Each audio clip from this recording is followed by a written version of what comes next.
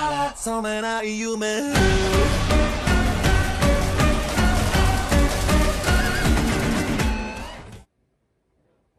do I can't satisfy. Oh, the night, and then I can die. Wait a minute. Oh, we're doing this again, aren't we? It's funny that I'm doing, like, every time I've done one of these, I've switched up the intro every time. And to all those who are confused, watch my previous video. Hello YouTube, this is May, and we're back with the Isekai Quartet Pokemon teams. I'm finally finishing it.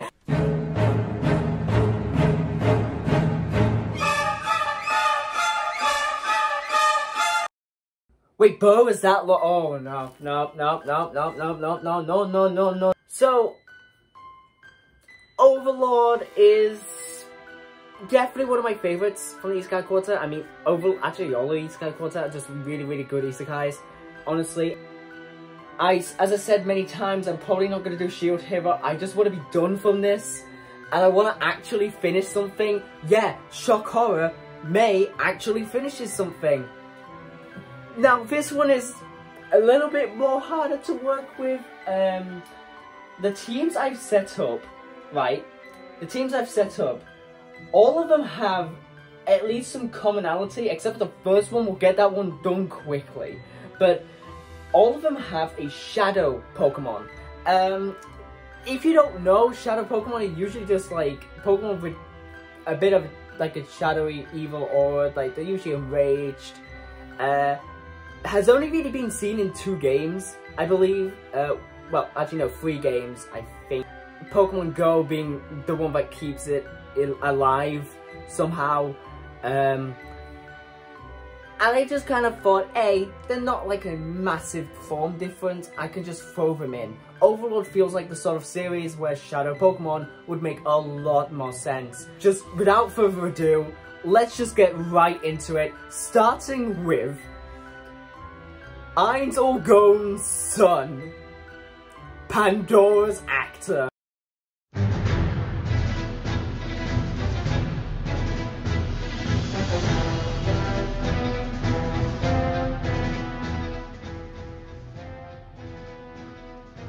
I feel like there's no reason I should be explaining this. It's just transform. I know I could just do Zoroark and other illusion-based Pokemon, but I just felt it was funnier to just give him 6 Dittos. Like, Ainz does not care about Pandora's actor enough to give him any more than just 6 different Dittos.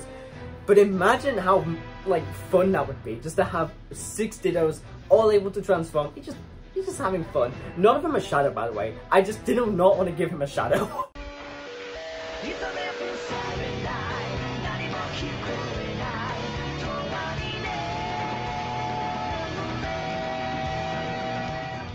So, we have the other twins. I know I was trying to do my best to not make them very much the same as, like, Rem and Ram. I was nearly gonna give them, like, Mega Latios and Latias. I was so glad I didn't, because that would have just made it really obvious that it was just another copy of Rem and Ram in the ReZero version. So I tried my best to avoid that. And this time I gave them their own more unique teams. Also, did I mention everyone's getting a Mega now? Yeah, that's gonna be fun. Let's start with my favourite of the twins, Mare. We got Routes. Just looks like Mare, honestly. It's the look-alike Pokemon here. But I imagine it, like, even though it's so small, it's, like, probably one of the strongest Pokemon on Mare's team, weirdly enough. Like, it is just broken. Just gone. Off the charts. Cast Form, because Mare does have some weather abilities, so I just thought Cast Form made a lot of sense. And Mega Charizard Y, based on his fire abilities. It was the Mega I could choose from, so I was just like, yeah, I'll take Y. I could have maybe done Mega X, but I could have also given Mega X to the next character, Aura, but I didn't. I will get to that in a second. First of all, we got Tyrantrum, based on Iris. I mean, it's just a dinosaur, okay? Next, we got Morpeko. This is actually not based on a beast specifically that Aura has tamed, but rather Hansky. I didn't want to give, I wanted some Hansky representation, so I just gave it to Aura. You know, beast tamer and all, so yeah, we got Morpeko.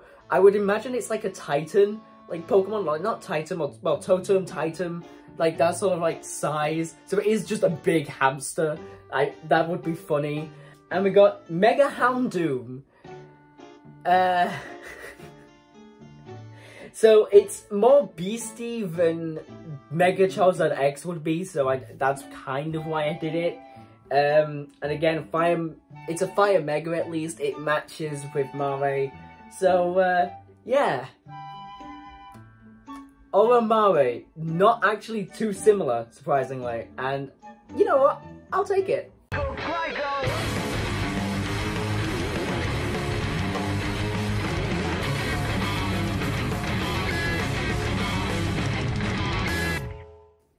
Now, onto one of my favourite characters in the Nazarick crew, the Floor Guardians. We got Cocytus, which actually, shockingly, was not hard to do. He was probably one of the easiest characters to actually make a team for, because there's so many Pokemon that match his spirit. He's a warrior, after all, and the forearms definitely don't help. So, speaking of forearms, we got Machamp.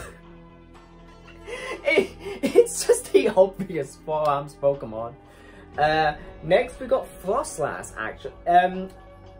First of all, you might be thinking, oh, it's just ice. But no, actually these are based on the followers. I cannot remember their names, but the followers that we just see every now and then, they're based on them. Frostlass would make a lot of sense in that regard. We got Alolan Sandslash, the ice look-alike Pokemon as well. Very icy body. I just felt like, yeah, I could kind of see those two matching really well. We got Frostmoth, the only ice bug type. Look, I'm just saying, if Cocytus was a Pokemon, he would be ice bug type. I know that there's maybe some abilities and a lot of fighting type moves, but he would be ice bug at the end of the day. We got Mega Glalie.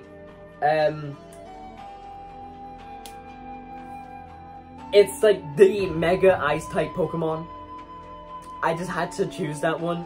But his ace is not even the Mega. It's a Golisopod Shadow. It's the Cocytus Pokemon out of everything. I know it's not an Ice-type, and it is a Bug-type, so it still kind of falls into that area. That's Cocytus out the way. It's one of the easiest ones to do.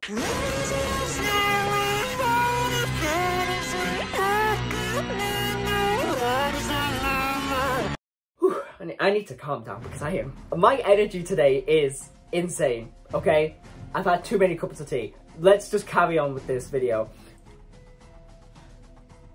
I breathed a bit too hard and got sent to the future editing me. Hi. Real quick, I was going to do Shiny Houndoom for this spot, and that's what I recorded, but looking back I was kind of a bit like, I don't really think I want to use a Shiny Houndoom. The closest reasons I had for being a Houndoom was the Hellfire part of his abilities, and the Shiny part was because of the blue mask. I kind of just sat here thinking, what else could I maybe do for Demiurge that would match him a bit better? He uses a lot of abilities, and that's where that's his strength of having a lot of versatility in fights. So, to kind of keep to that fire spells ability, but also having a lot more versatility as someone who might be a more spellcaster, I've chosen Delphox. It's the one I feel like matches the most compared to out of the two. I know you could kind of say, well, one of them's a dark type, so it would fit Demiurge's evil personality, but just let it be. Next we have Venusaur and Krogunk. I put these two together because frog. Next we have Hypno and Malamar, both Hypnosis Pokemon. It's his speech.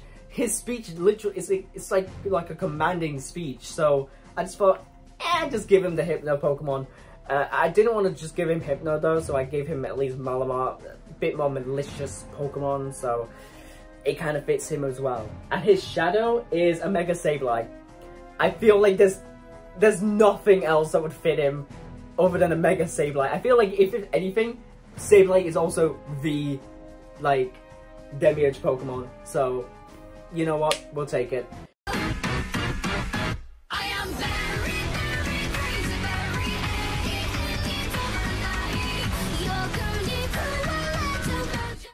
Although, actually, I've got to say, my energy is actually helpful for this video, but also terrible at the same time. I mean, it's getting me faster through this video. So, there's that. Next, we have Shaltir. So, all of her Pokemon are shadows, as you can see. This is because I said so, and plus she's undead. I mean, all of them are undead, but like, I feel like if anything, she would purposely make all of her Pokemon shadows just because. First of all, we have Misdreavus. It's just an evil witch Pokemon. Because why not? I was nearly going to do Miss Magius, but I felt Misdreavus felt a bit cooler. I was also very, very close to Fluttermane, but again, didn't really want to do that one, so I kept with Misdreavus. We have Golbat, Crobat, and Gliscor. Bats. I mean, if anything, bats, vampires, they kind of go together, so just a load of bat Pokemon would be fair on her team. We have a shiny Escavalier, which is actually not to do with anything to do with being a vampire anymore. It's actually based on her armor. In the end of Season 1, I kind of felt like there needed to be at least a Pokemon to match that, and out of everything, I just felt like Mega Escavalier was a pretty good Pokemon. Her Mega is Mega Banette. It's the Ghost type Mega. I feel like there's nothing else that would fit of it. I tried my best. Like, I was close to a Hatterene or something, like just something witchy, but it just didn't fit, so I'm sure she'll be fine with that. Yeah. She won't come out for me, will she? Yeah.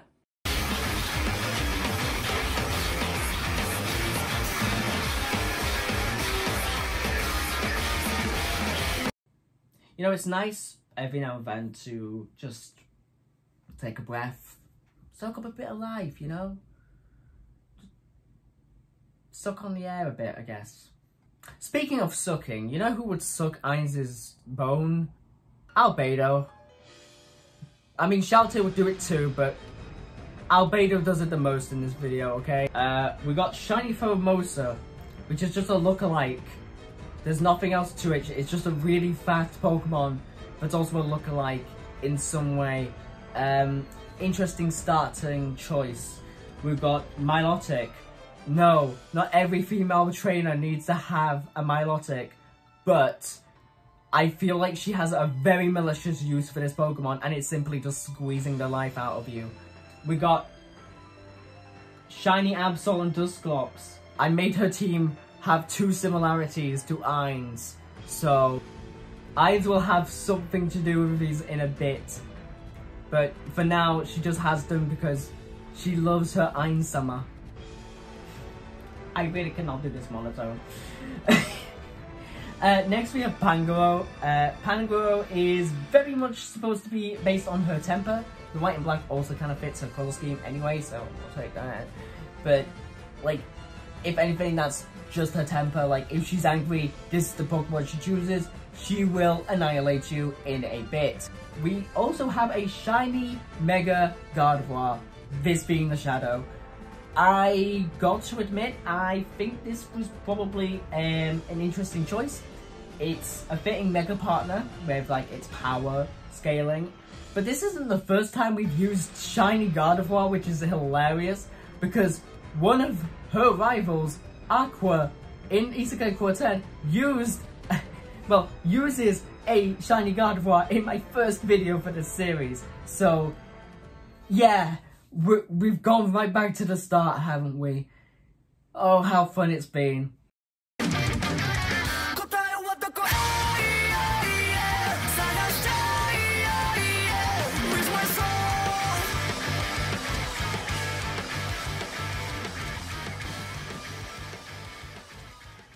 That team was so mysterious, it sent chills down my spine.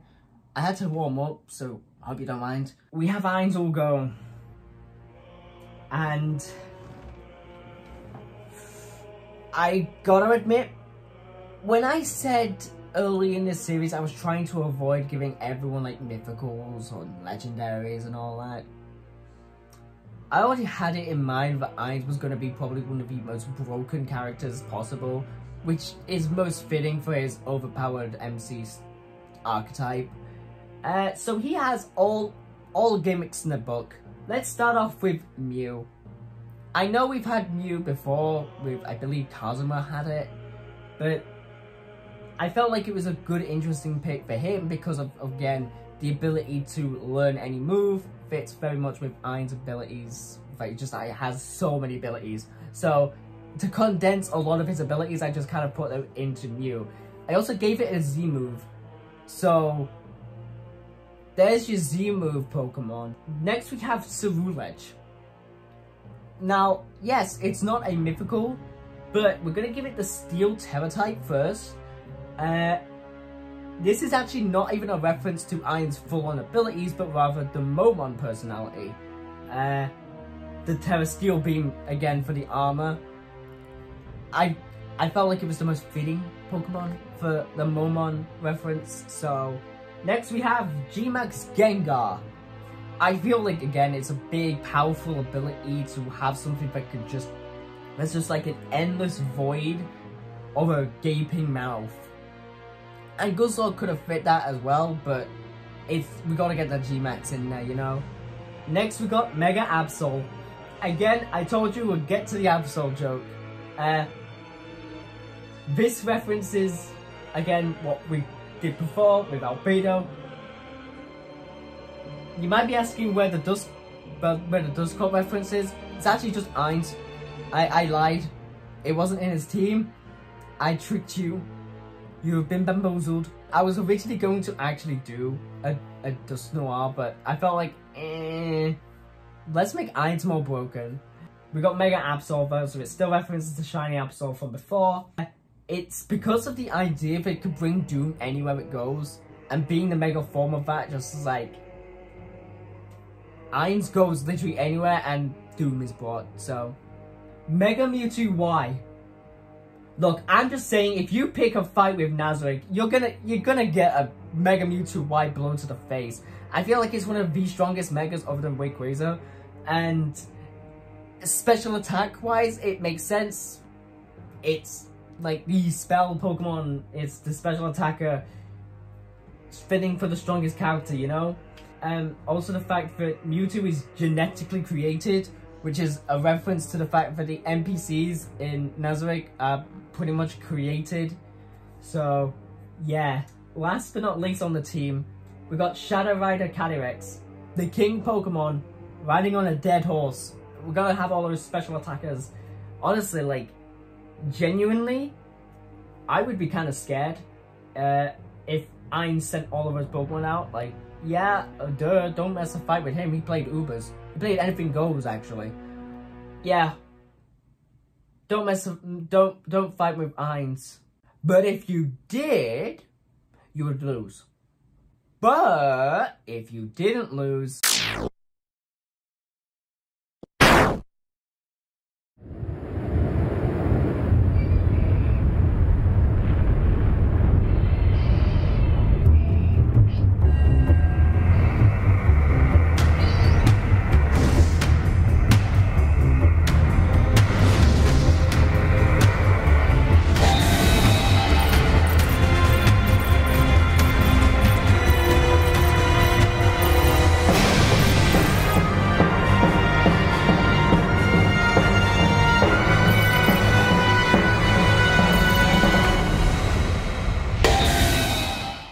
Sucks on you.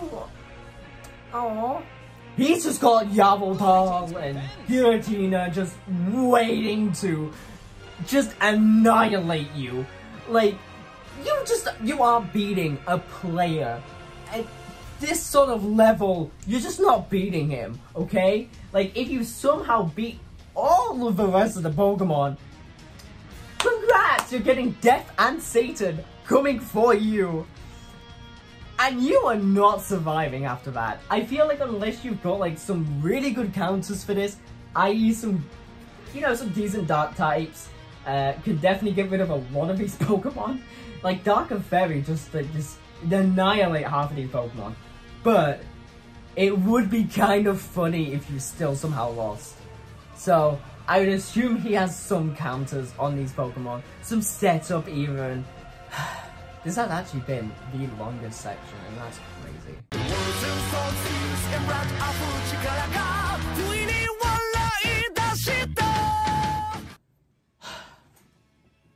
I'm done. I'm finished. That's crazy. Honestly, I want to thank everyone for just watching this series, even though I have absolutely no reason to keep going. I just felt like, hey, I can actually move on from this series, and I probably won't be doing series like this in future. Honestly, my channel is just gone. It's dying, but I'm trying my best. I'll probably do videos in like a sort of format like this, but I just wouldn't do Pokemon teams. This took way too long, and usually my Pokemon team videos don't really get, like, they take a while to edit, and overall I just, yeah, oh well. Thank you for watching this video. I know I was pretty high energy today, so sorry if you couldn't catch up. I feel like you just needed the basic knowledge of what was going on with these teams. There we go. Pokemon X Isekai Quartet is done. No more. None of that. No. And I haven't Shield Hero included. I was not doing that. That was a basic cameo, okay? Yeah. Overall, I'm happy with its conclusion. I wasn't going to do any of the, like, movie characters either. They're very similar to characters we already have pre-established, so there was no real point in bringing those in, was there? Yeah, thanks again for watching this video. I'll see you in another video, I guess. Maybe. It depends on if I'm able to record it. I definitely won't be able to record anything after today, I'll tell you that. So yeah. Bye guys. And I'll see you in the next video. Goodbye.